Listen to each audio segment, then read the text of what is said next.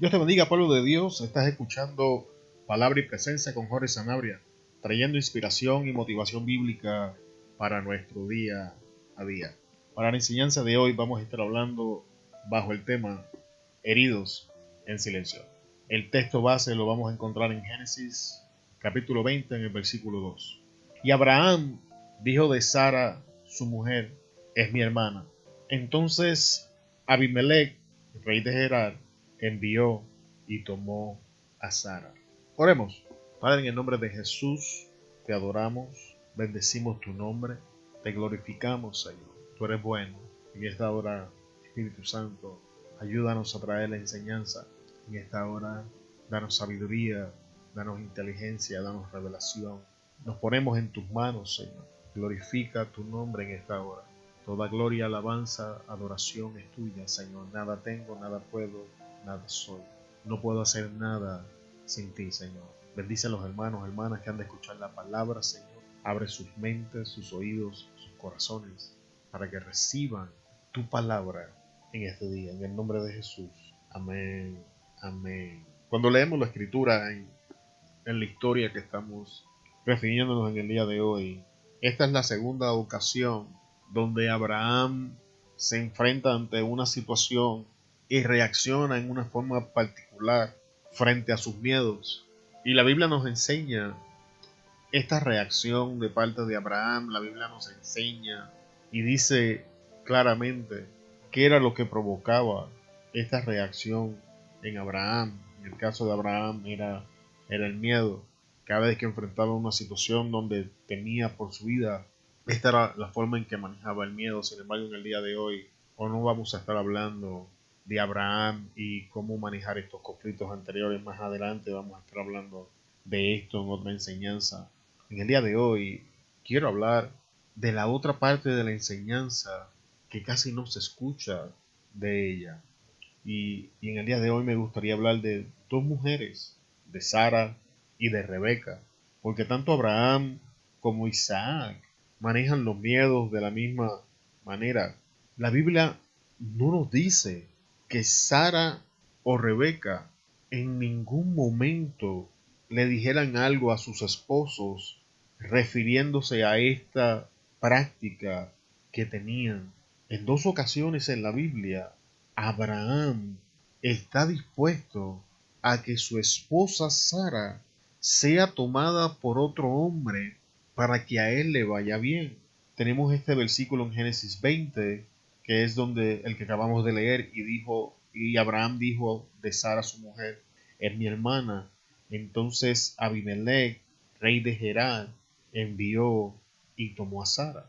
Sin embargo, en Génesis 12:13 encontramos a Abraham diciéndole a Sara antes de entrar a Egipto, di por favor que eres mi hermana, para que me vaya bien por causa tuya y para que yo viva gracias a ti.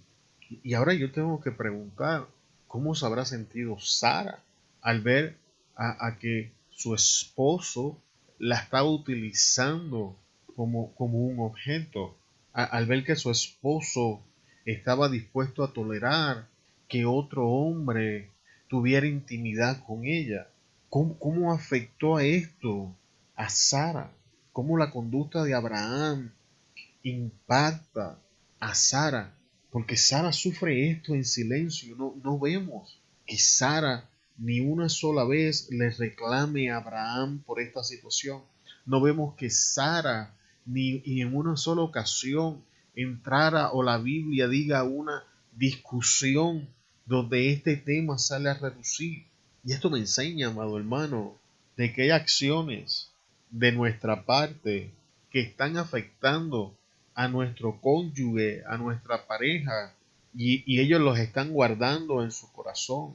Ellos están heridos en silencio, lo están sufriendo en silencio.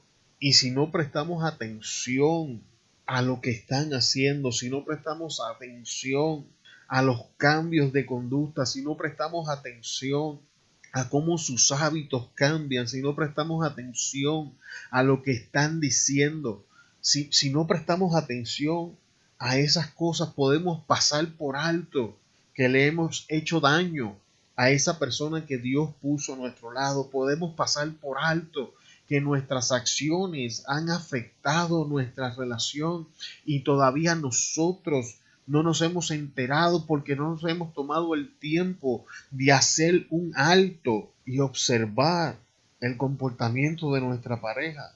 Las acciones de Abraham tuvieron un gran impacto en Sara. Las acciones de Abraham sembraron algo en Sara.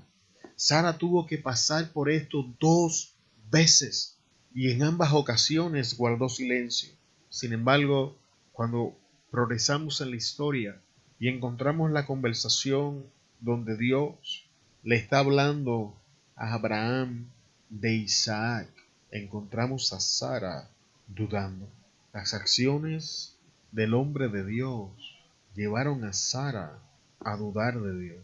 La manera en que Abraham se había comportado, las heridas que su conducta había provocado, no se estaban reflejando directamente hacia la persona de Abraham, sino hacia la veracidad de Dios.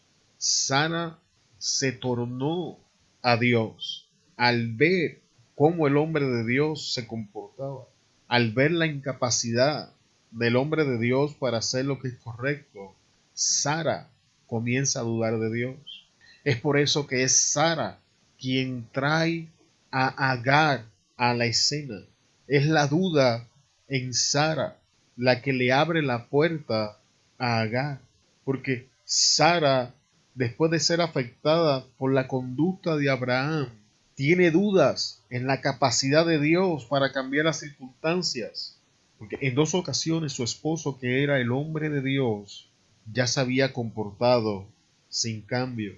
Así que la incapacidad de Abraham para generar cambios en su conducta y manejar incorrectamente sus miedos había herido a Sara, quien llevaba esto en su interior y ahora dudaba de la capacidad de Dios para cambiar las circunstancias, porque Sara no estaba ajena de su esterilidad.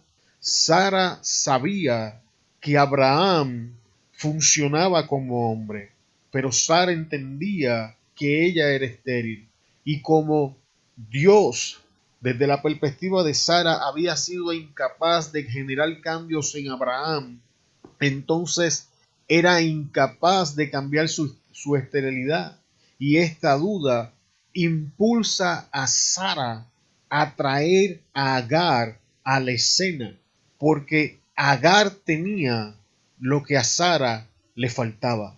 Y si no prestamos atención a la conducta de nuestra pareja, podemos pasar por alto que las hemos herido, de que están dañadas o están dañados por nuestras acciones, por nuestras decisiones, por nuestras incapacidades de cambiar, por nuestra incapacidad de generar cambios en nuestro estilo de vida, en la manera en que manejamos las circunstancias, en la manera en que manejamos nuestras emociones o manejamos nuestros miedos, sea lo que sea, donde somos incapaces de generar cambios, es muy probable que esté afectando a nuestra pareja.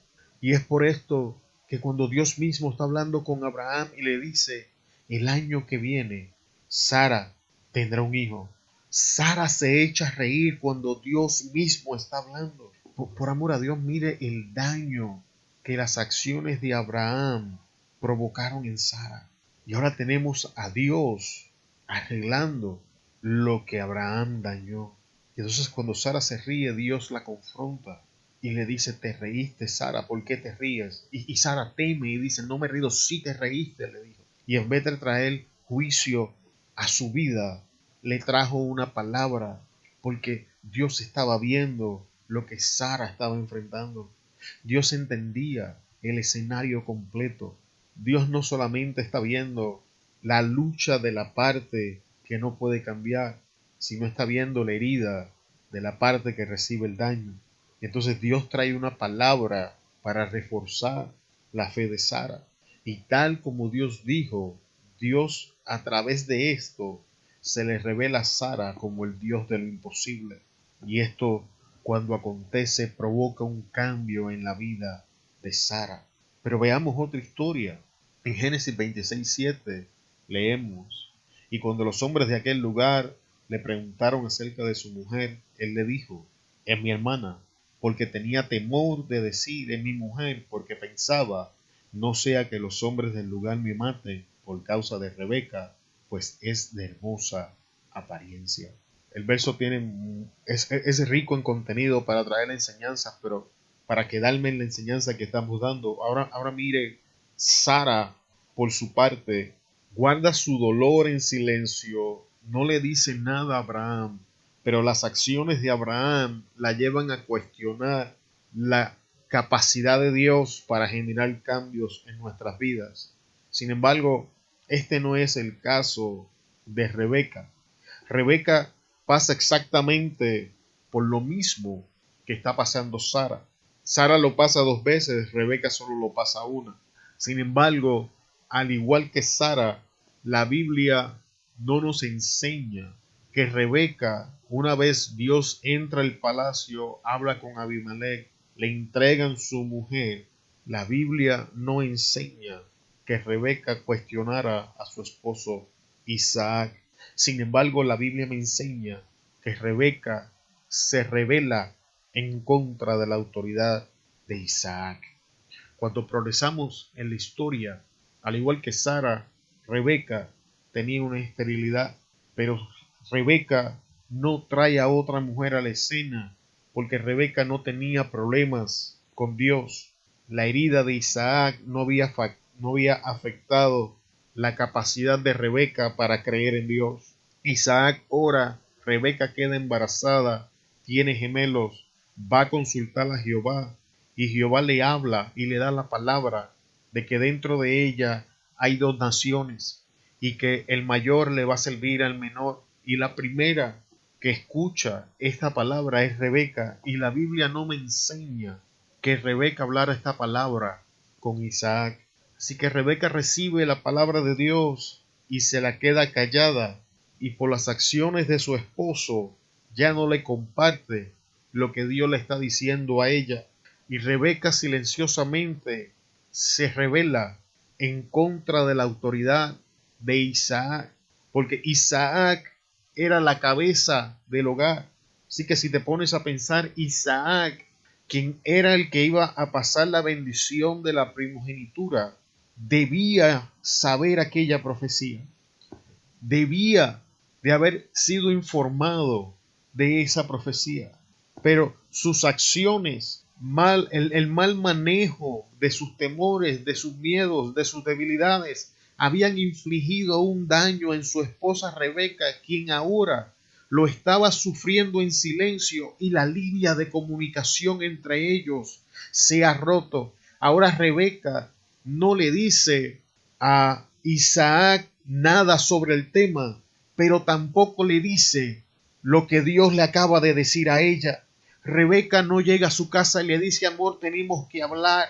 Dios me acaba de decir, fui a consultar al profeta y me dijo que el hijo mayor va a servirle al menor. Ten esto en consideración cuando los niños crezcan. Esto es lo que dice Jehová, esta es la voluntad del Señor, pero esto no pasa. Rebeca se lo guarda en silencio porque entiende que no vale la pena hablar con su esposo, que cuando su esposo enfrente temores va a tomar decisiones basado en lo que le conviene a él y no basado en lo que le toca a la familia. Así que Rebeca entiende que es a ella a quien le toca hacer algo y se rebela en contra de la autoridad del hogar. Y muchos años después encontramos que ellos envejecen. Isaac ama a Esaú, Rebeca ama a Jacob. Llega el momento de la primogenitura y Rebeca, quien sabe que Esaú va a servirle a Jacob porque Dios le dijo, todavía no le dice a su esposo, y a espaldas de su esposo crea un plan para que la palabra de Jehová se cumpla. En vez de entrar todavía y hablar con su esposo en silencio todos estos años, ha guardado ese resentimiento. Todos esos años ha guardado ese sufrimiento.